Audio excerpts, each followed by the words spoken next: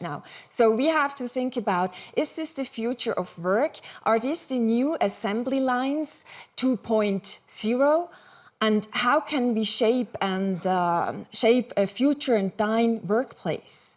And that's what we're going to discuss with thought leaders today and a wonderful audience. Actually, you can share your thoughts on Twitter about it with the hashtag WEF20. So it'd be great. And we will have a poll in the middle of the session, and we take your questions as well. So, but I would love to introduce to you now our panelists, and I would love to start with Yuval Harari, historian, professor at the Hebrew University of Jerusalem, multi-award-winning and world bestseller, book writer. He has written books like Sapiens, A Brief History of Humankind, and Homo Deus. And I think what's really important about him, he tries to build bridges between science and the public. So warm applause for Yuval Harari.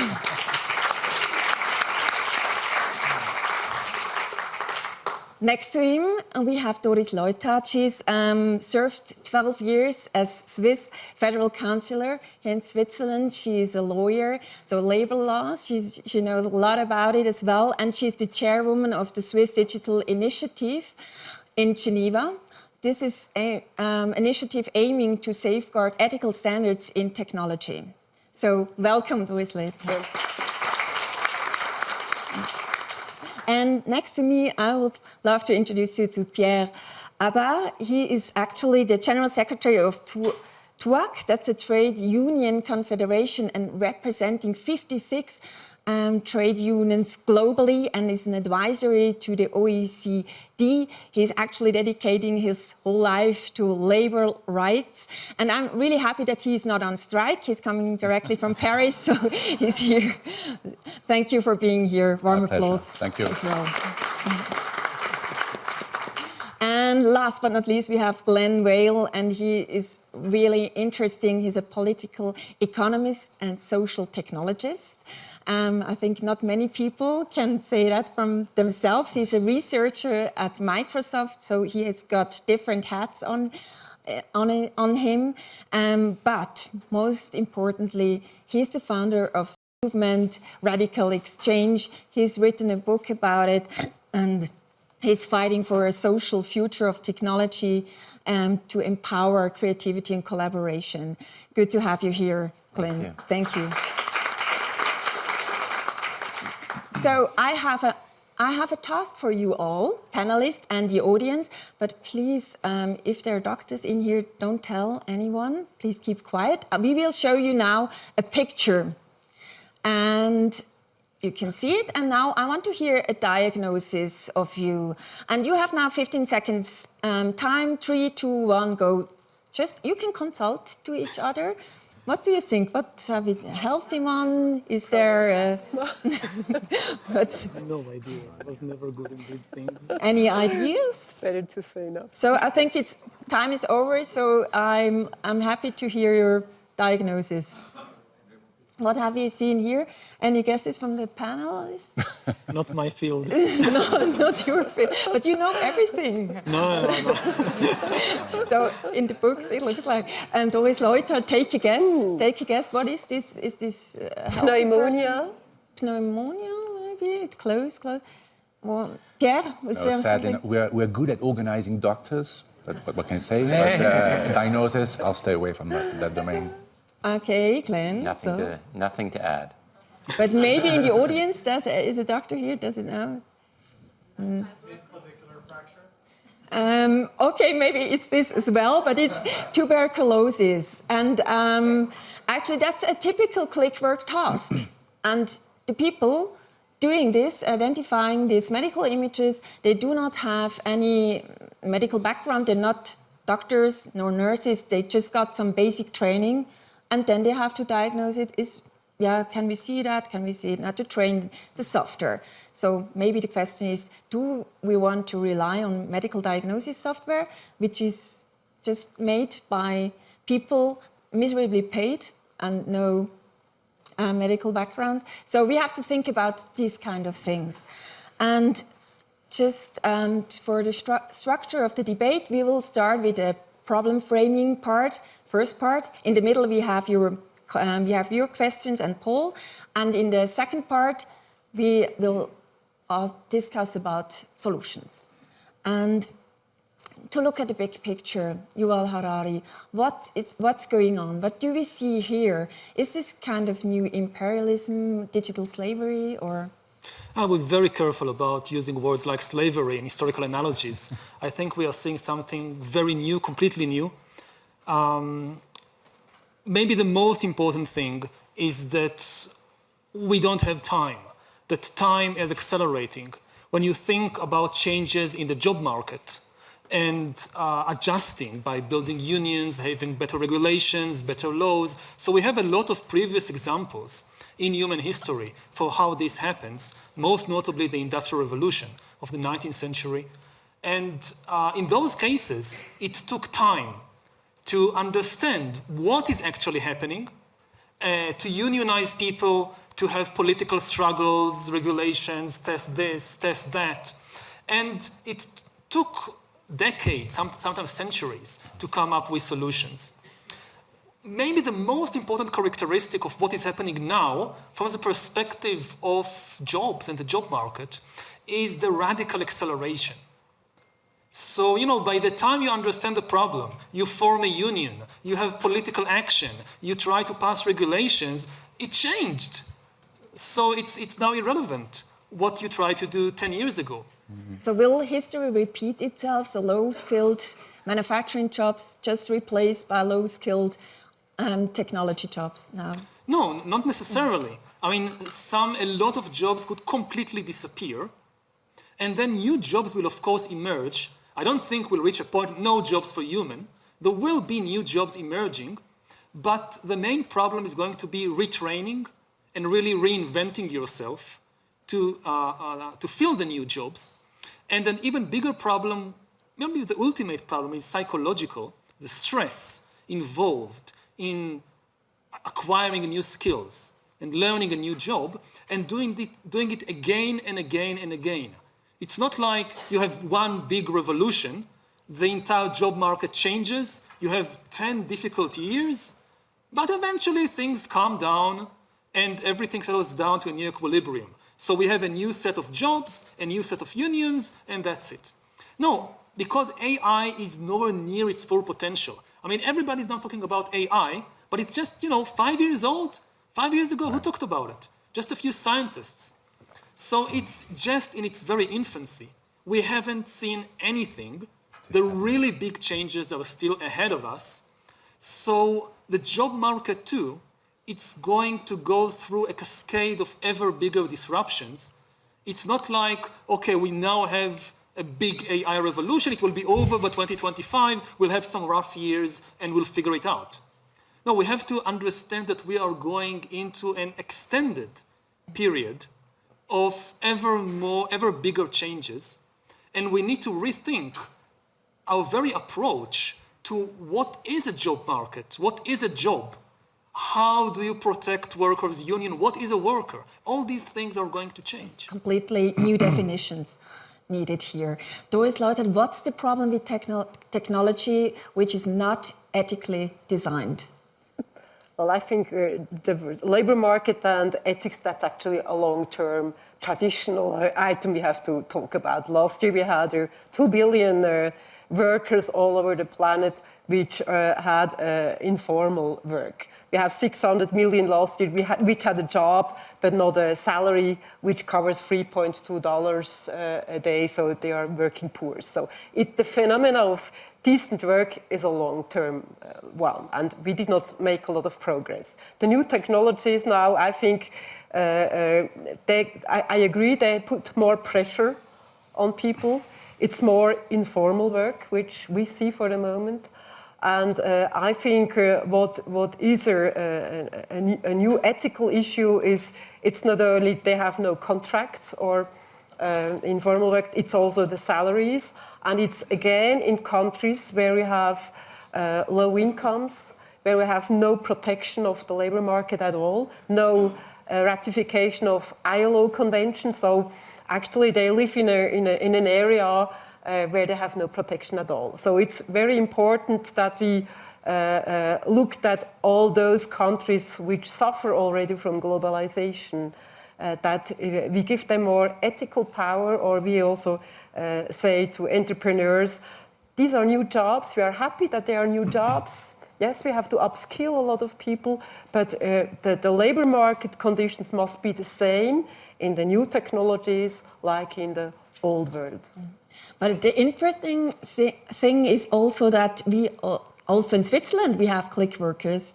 Unions made surveys, and it was invented in the US. Amazon in 2005 they invented Mechanical Turk, Upwork platform to do that. So it's not only the emerging market. Of course, there it's even more a problem, but it's a huge problem here. How big is the problem, Pierre? About what would you think? I mean, of course, the low-skilled jobs have been in traditionally manufacturing, and now? In that conversation, it's always difficult to stay, not to be negative and not to be pessimistic when you represent the trade union movement. It's not the first time we are going through a technological revolution. There have been a previous one. And the labor movement has always been in position to anticipate and to handle the previous technological revolution, because we had collective bargaining, we had labor market institutions, we had information consultation of workers. So we know we can handle it. The problem is that with this upcoming, the one, and as you mentioned, this ongoing revolution is that since the previous one, we've dismantled many of the institutions that are here for workers to protect them and to help them, equip them.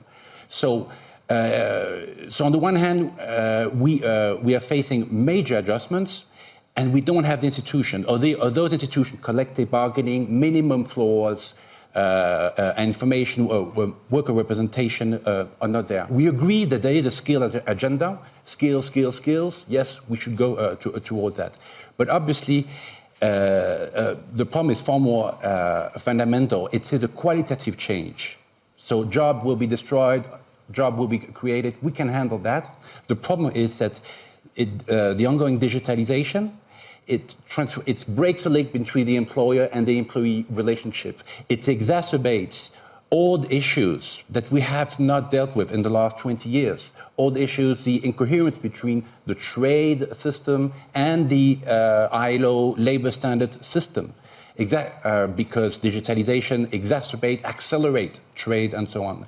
Regarding more specifically AI, it's, as you mentioned, it is already happening. It is already there. So the relationship is broken. It is AI again. I'm really trying to stay positive.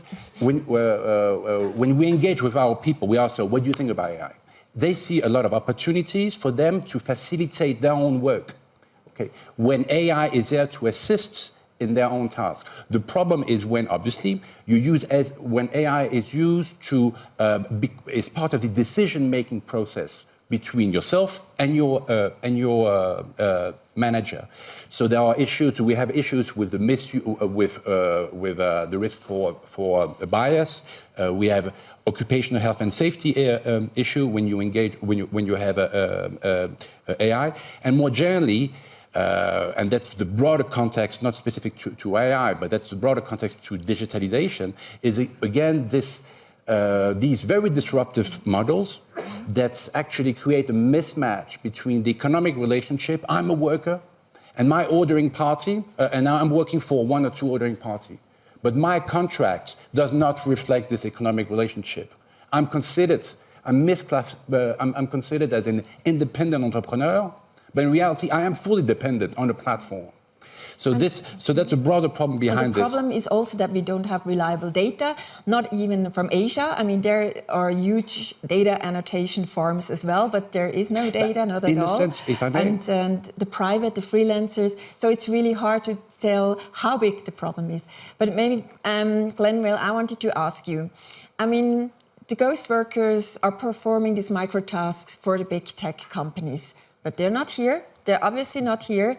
How do you interpret it that we have invited them, but they're not coming and they're not here in the discussion? Well, the way I always think about it is in reference to the Wizard of Oz. You know, there's that famous scene where they say, don't pay attention to the man behind the curtain, right?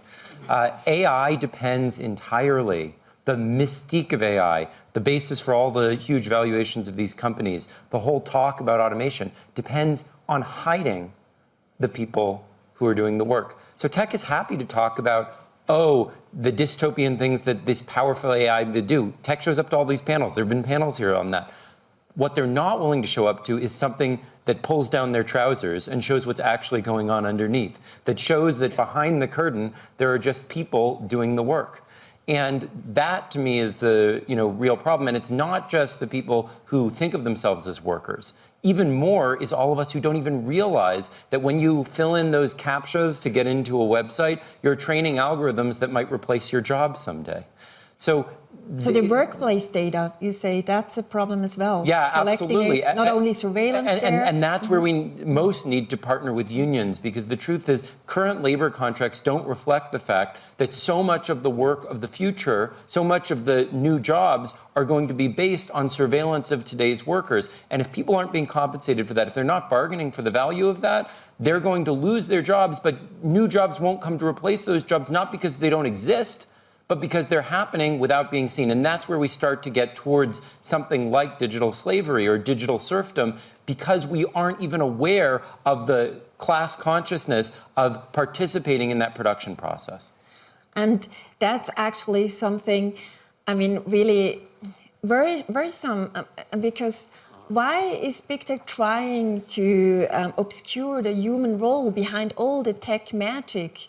So is this a pattern, or how do you interpret that?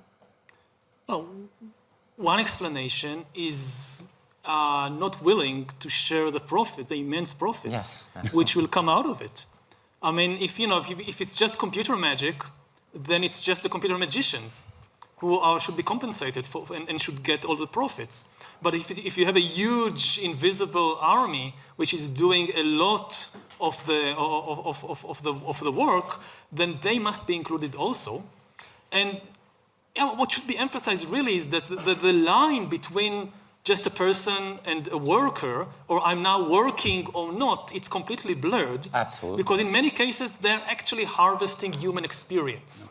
If I may, the disruptive model of digital businesses affects employment, but also and workers. It also affects other constituencies. The tax collector, we know that, and it affects SMEs and small businesses, because competition rules are not fit for purpose.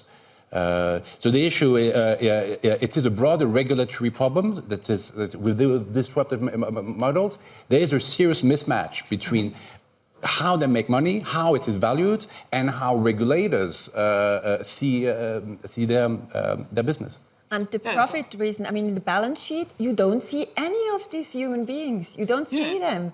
So it's just, if anybody would see how many people would be involved, I mean, maybe they wouldn't get funding, or... And it will demand a very different model. And to give a concrete example, think about all the hype around self-driving vehicles.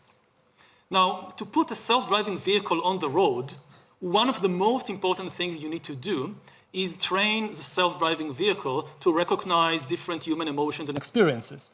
The vehicle needs to understand human emotions, human personalities, differentiate between a teenager and an elderly person, between a drunk person and an angry person. Otherwise, you can't really put it on the road. And there are all these safety issues. Now, in a place like Switzerland, they wouldn't allow, I guess, to put the self-driving vehicles on the road until everything is 100% safe. So you have this big hurdle, how to create these miracle machines when you can't test them in real-life conditions. The data you collect in the laboratory will never be enough. Yeah. Now, one possible solution is to put them first on the road, not in Switzerland, but in some third world country, which doesn't protect not only workers' rights, but also cares far less about safety. And you collect the crucial data from there, from accidents, from all kinds of things that are happening. You use that to improve your vehicle until it reaches the point that Switzerland says, okay, you can put it in Zurich. And the crucial data that enabled all this to happen was collected in, I don't know, Mexico or somewhere. But you don't compensate Mexico for that, for the very valuable data, and especially, you know, the people who the data was harvested from. I mean, if I just walk down the street and the car almost hit me, and this data is very valuable to understand what's wrong with the car, and it goes to improving the algorithms. Was I a worker just walking down the street and almost hit by a car? Was that work? Now, in the 21st century, that's very valuable work. Yeah. But just to think about it as work is difficult. One of my favorite illustrations. Just to put it in your words, if we talk about this invisible workforce now, we kind of destroy the storytelling of big tech as well, because you're the storytelling expert. Yeah, but it's this. I just wanted to ask you, I mean, if we have, big tech is always saying it's kind of a transition period. It's just a transition period. We won't need humans anymore, so they do self-training. So how do you see that? It's a big question. Well, I think at the end of the day, we always need human work, and the human work still will be very important. But that's, for me, not the question. The question is, has he a decent salary, a decent work? Is it correct behavior? Do we treat the workers correctly? And here I think, we have a discussion on ethical standards, which is today missing in the whole blockchain, AI, you name it. And I think here it's the beginning of the discussion. That's why I'm very happy that we have this panel here, because the problem is not known in the public. It's not known by politicians. It's the first time in Davos that we speak about that. So that's why we started the Swiss Digital Initiative to give platforms for ethical discussions. What can we learn from the analog world? What are principles, universal ethical principles, which are also reliable for the new world? And we must adapt probably or interpret some principles like transparency, like decent work. What does it mean in a very technical surrounding? What do we demand from companies? Make big tech, make it other companies. In general, this must be a standard for everybody. And I think here, OECD should make its work, ILO should make its work, but also on national level. In Switzerland, we have a strong social partnership. We're already on the solution part here, so maybe that's because the second part, it's interesting. But I think it's clear, decent work must be decent in every sector, may it be in the digital sector, may it be in manufacturing. That's a role. When we break it, we have also social unrest. We see it in France, we see it in Chile, when people will accept the new technologies, when they feel I'm treated correctly and it's in my interest. So let's move on to the solution part. I heard you. Let's do that. But first of all,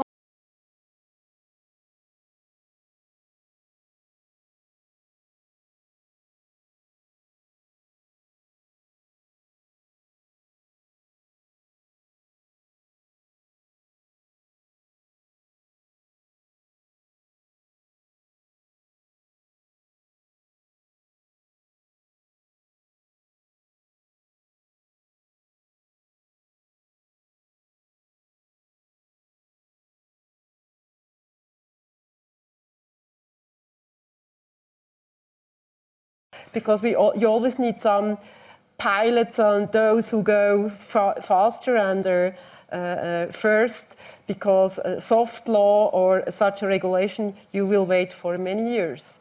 So we don't have the time, because in all these years we will have a lot of people in this bad situation, and we have to profit from them. That's not fair. That's not a fair solution. And what do you think about the guidelines of the European Union? They kind of developed guidelines for click workers.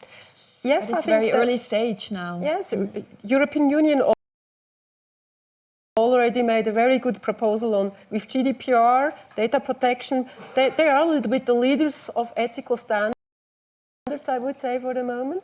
And when this element of click workers can be integrated, that's a beginning, that's a good thing. I don't know if there's enough acceptance or how you tackle these issues more on you must have a contract, social acceptable contract, or is it more about wages or working hours? This is not clear yet, but I think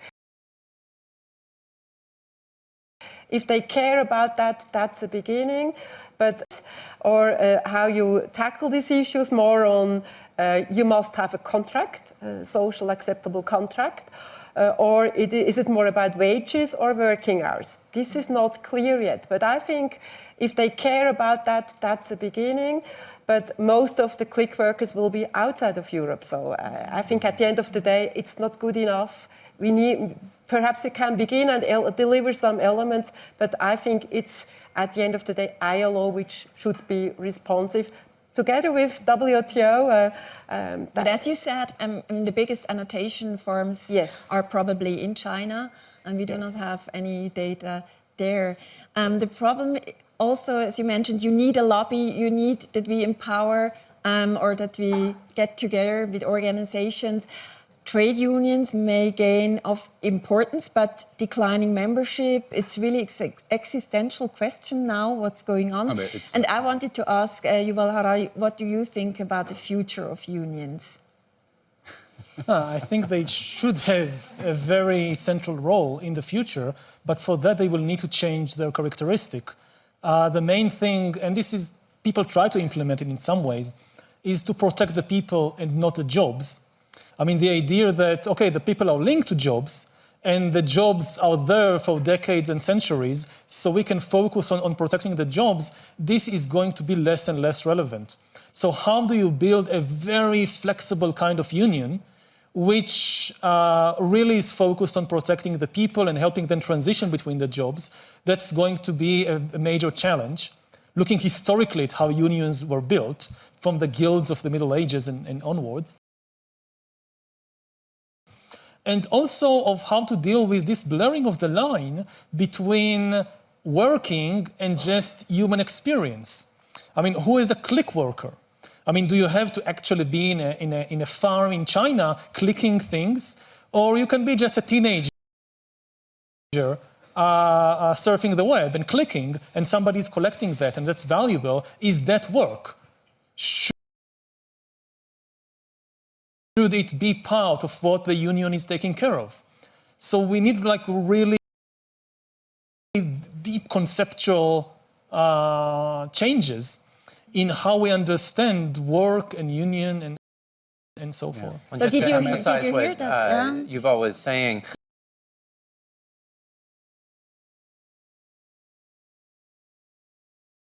maybe the union guy just, no, but did you hear that you shouldn't focus on job profile? Yeah, on I know. people. I know. We know that story. People, I mean, on paper, protect the people, protect the jobs. Okay, so on paper, it sounds very good, you know, good. But in practice, it does not happen that way. I mean, it can happen in some countries, like Denmark, where you have to pay massive taxes, okay? But otherwise, it does not work that way. I'm sorry. When this flex security model, it's all about flexibility and about transferring the risk from employers to the worker. So yes, we aspire, we agree, let's try to protect people, not the job. But in practice, no. The labor movement is the product of regulation. If you have a country with no regulation, no protection, you have a weak labor movement. So the labor movement, we will always try, and we are reinventing ourselves and so on. But if there are barriers to collective mechanism, if there are barriers to collective representation, then it's making our job a bit more complicated. 3 points to finish here. One is, there is a battleground right now. It is to redress misclassification of workers. In California, a judge has been ruling that workers in the platform economy should be treated as employees. Taxi drivers of a company called Uber in Europe, in many cities now, are being reclassified as employees. So that's a battleground. Use existing regulation to avoid misclassification. If you are depending on a given ordering party or a platform, you are an employee, that's it. Beyond that, Indeed, there is much could be done and much needs to be done internationally because there is this mismatch between top-heavy concentrated digital businesses on the one hand and countries who are little by little are falling behind. Much can be done with organizations like the OECD, with the ILO, setting standards. We have new AI principles that have been adopted also by the G20 that recognizes workers' rights, that recognizes a just transition and so on. So much can be done on that front. And then third, it's with labor market institutions. We have to also say there are new developments. We have unions of Instagrammers, YouTubers, and also Google subcontractors. But maybe it would be good to merge with tech movements like yours, like Radical Exchange, I think to partner up. I think that the importance of collective bargaining in the context of data, for the reasons that Yuval was talking about, are even more acute, because most of our data do not actually belong to a single individual. My mother's date of birth is also my mother's date of birth, and my grandmother's date of the birth of her first daughter. And that's true of almost all the relevant data that we create. And therefore, even more than is true in the standard labor context, individual control of data leads to a race to the bottom, because anyone can disclose that data and everyone tries to beat each other and undermine each other's bargaining power. So the collective bargaining within the data context is of critical importance, but it's not covered under standard labor law. So we really need a new labor regime that protects our rights in the digital representation of ourselves to collectively bargain over that, so that we're able to have a reasonable social contract with big tech platforms. So as we're running out of time, last question very shortly. What's your next step to improve the status of click workers? So we have just shortly. We have something called the Data Freedom Act. We're working with a dozen governments or jurisdictions worldwide on this, as well as with the World Bank, trying to set it up as a global collective bargaining framework to allow for these organizations to form. And next step, your personal next step to improve the condition of click workers? Well, we work now on these ethical standards because we have no clear definition on those principles. We must understand technologies. We don't know as lawyers or politicians what's behind these technologies. And I think we forget we have also SDG 1. The goal number 1 from the Sustainable Development, it's we eradicate by 2030 extreme poverty. This has a lot to do with workers. And I think at the end of the day, it will be trust. We must have an ecosystem of trust, and then also workers are integrated in trust. Next meeting to improve the status of click worker? I mentioned the OECD has AI principles on artificial intelligence. They're developing also new standards regarding the blockchain technology. So it's important for the labor movement, like all constituencies, to have a voice in that process.